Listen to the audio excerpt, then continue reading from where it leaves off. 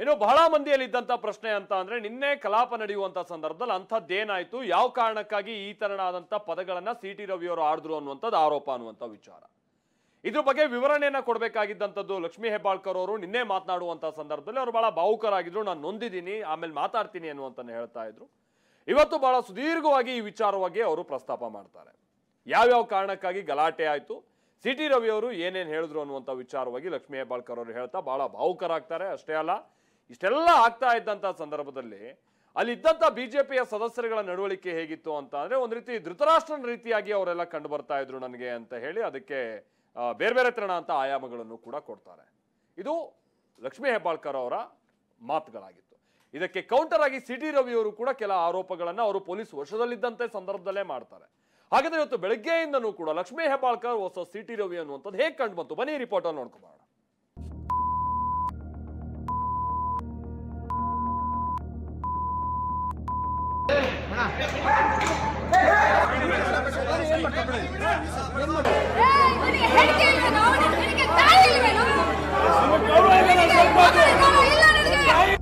ರೋಷಾವೇಶ ಪರಿಷತ್ನಲ್ಲಿ ನಿನ್ನೆ ಲಕ್ಷ್ಮೀ ಹೆಬ್ಬಾಳ್ಕರ್ ರೌದ್ರಾವತಾರವನ್ನೇ ತಾಳಿದ್ರು. ಸಿ.ಟಿ. ರವಿ ವಿರುದ್ಧ ಆಕ್ರೋಶ ಹೊರಹಾಕಿರೋ ಪರಿ ಯಾವ ರೀತಿಯಾಗಿತ್ತು ಅನ್ನೋದನ್ನೇ ಒಮ್ಮೆ ತೋರಿಸ್ತೀವಿ ನೋಡಿ.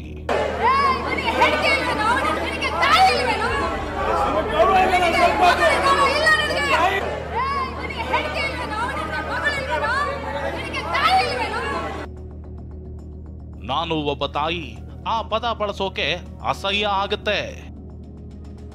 ಸುದ್ದಿಗೋಷ್ಠಿಯಲ್ಲಿ ಗದ್ಗದಿತರಾದ ಸಚಿವೆ ಲಕ್ಷ್ಮೀ ಹೆಬ್ಬಾಳ್ಕರ್.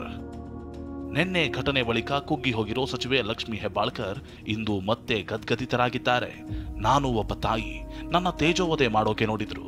ಸಿ.ಟಿ. ರವಿ ಬಳಸಿದ ಪದ ಹೇಳೋಕು ಅಸಹ್ಯ ಆಗತ್ತೆ ಅಂದ್ರು. ರಾಹುಲ್ ಗಾಂಧಿ ಅವರಿಗೆ ಡ್ರಗ್ ಅಡಿಕ್ಟು ಅಂತ ಹೇಳಿ 3-4 ಬಾರಿ ಅಂದ್ರು.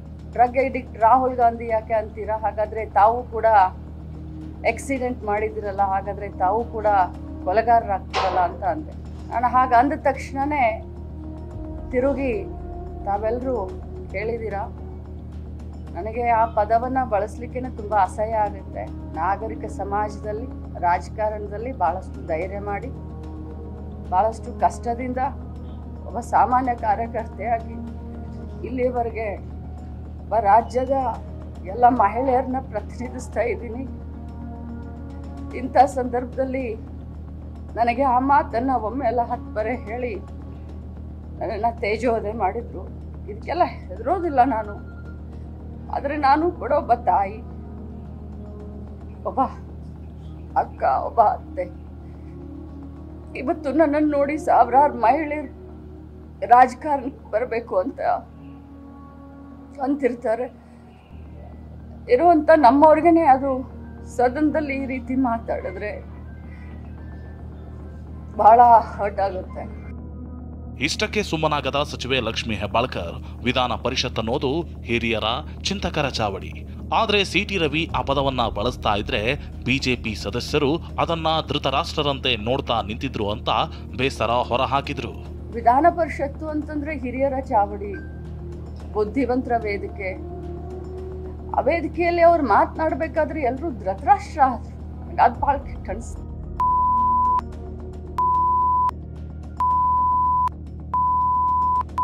ಕೇಳಿದವರು ಬಂದು ನನಗೆ ಪಕ್ಕಕ್ಕೆ ಬಂದು ಹೇಳ್ತಾರೆ, ಸಾರಿ ಅಂತ ಹೇಳ್ತಾರೆ. ಆದ್ರೆ ಯಾರು ಕೂಡ ಅದನ್ನ ಖಂಡಿಸ್ಲಿಲ್ಲ.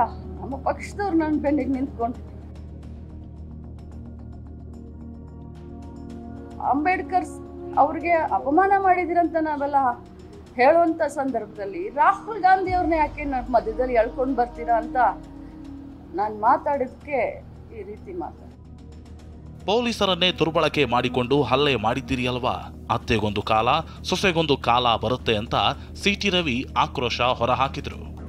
ಪೊಲೀಸರನ್ನು ದುರ್ಬಳಕೆ ಮಾಡಿಕೊಂಡು ಹಲ್ಲೆ ನಡೆಸಿದಿರಲ್ಲ, ಅತ್ತೆಗೂ ಒಂದ್ ಕಾಲ ಸೊಸೆಗೂ ಒಂದ್ ಕಾಲ, ನಮಗೂ ಒಂದ್ ಕಾಲ ಬರುತ್ತೆ.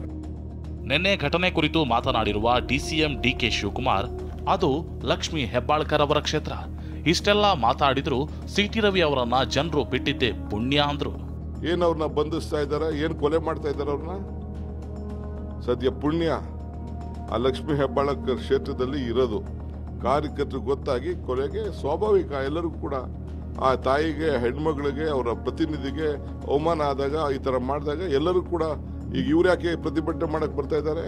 ಬಿಜೆಪಿಯವರೆಲ್ಲ ಅವ್ರ ಲೀಡರ್ಗೆ ಏನೋ ಆಯಿತು, ಈ ಕೊಳಕುಬಾಯಿಗೆ ಏನೋ ಒಂದು ಆಯಿತು ಅಂತ ಅವ್ರು ಮಾತಾಡ್ತಾ ಇದ್ದಾರೆ.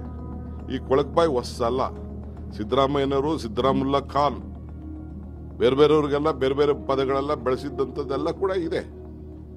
ಇದು ಅದು ಚಿಕ್ಕಮಗಳೂರವರು ಇಂಥ ಸಂಸ್ಕೃತಿ ಒಬ್ಬನೇ ಇಂಥ ಅರಕಲು ಬಾಯಿ. ಸಿಟಿ ರವಿ ಏನು ದೊಡ್ಡ ಘನಕಾರ್ಯ ಮಾಡಿದ್ದಾನ ಅಂತ ಡಿಸಿಎಂ ಡಿಕೆ ಕೆಂಡಾಮಂಡಲರಾದ್ರು. ಚಿಕ್ಕಮಗಳೂರಲ್ಲಿ ಇಂಡಿಯಾಗೆ ಬಂದ್ ಮಾಡಲಿ, ಇಂಡಿಯಾಗೆ ಬಂದ್ ಮಾಡಲಿ. ಏನ್ ದೊಡ್ಡ ಘನಕಾರ್ಯನಾ? ಸ್ವತಂತ್ರ ಹೋರಾಟಗಾರ ನೋಡು. ಏನ್ ದೊಡ್ಡ ಘನಕಾರ್ಯ ಮಾಡಿ ನಾನು ಏನು ಸೇನಾದಿ ಏನು ಧೀರಾದಿ ಧೀರ ಏನು ವಾಚಾಳಿ ನನ್ನ ಪ್ರಭುತ್ವ ಇಂಥ ಘನಕಾರ್ಯ ಮಾಡಿದ್ದೀನಿ ಅಂತ ಮಾಡ್ಕೊಳ್ಳಿ. ಬಂದು ಏನು ಯಾರು ಬೇಕಾದ್ರೂ ಬಂದ್ ಮಾಡ್ಕೊಳ್ಳಿ.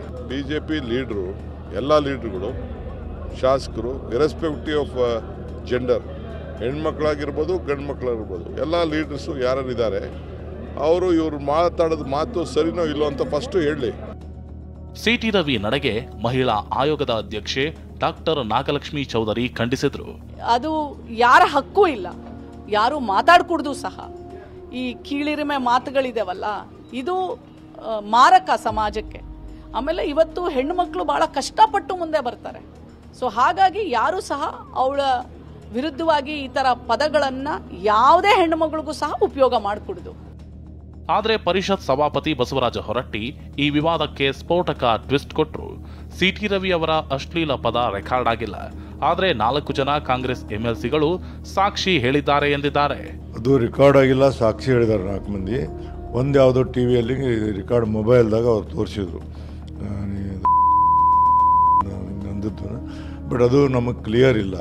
ಮತ್ತು ಅದನ್ನು ನಾವು ಎಲ್ಲಿ ನಮ್ಮ ಇದರಲ್ಲಿ ನಮ್ಮದೇನೈತಲ್ಲ, ನಮ್ಮ ವಿಡಿಯೋ ವಾಜುವಲು ವಿಡಿಯೋ ಇವೆಲ್ಲ ಅದಾವಲ್ಲ, ಅಲ್ಲಿ ನಮ್ಮಲ್ಲಿ ಯಾವುದು ಬಂದಿಲ್ಲ. ಅದಕ್ಕೆ ರೆಕಾರ್ಡ್ ಇಲ್ದಕ್ಕೆ ನಾವು ಅದ್ರ ಬಗ್ಗೆ ಏನೂ ತೊಗೊಳಿಲ್ಲ. ರೆಕಾರ್ಡ್ ನಾವು ಹುಡುಕಿದ್ವಿ, ಸಿಕ್ಕಿಲ್ಲ. ಬಟ್ ಅವ್ರು ಏನಂದ್ರೆ 4 ಮಂದಿ ಸಾಕ್ಷಿ ಕೊಟ್ಟದ್ದಕ್ಕೆ ಕರೆದು ಕೇಳಿ ನಾವು ಅಷ್ಟಕ್ಕೆ ಅದನ್ನೇನು ನಮ್ದೇನು ನಿಯಮ ಐತೆ ಆ ನಿಯಮದ ಪ್ರಕಾರ ಮಾಡಿದ್ವಿ. ಅದೇನೇ ಹೇಳಿ, ಸಿಟಿ ರವಿ ಅಶ್ಲೀಲ ಪದ ಬಳಕೆ ಆರೋಪ ಪ್ರಕರಣದಲ್ಲಿ ಸಚಿವೆ ಲಕ್ಷ್ಮೀ ಹೆಬ್ಬಾಳ್ಕರ್ ಕಣ್ಣೀರಿಟ್ರು. ಮಹಿಳಾ ಆಯೋಗದ ಅಧ್ಯಕ್ಷೆಯು ಖಂಡಿಸಿದ್ದಾರೆ. Bureau report TV9.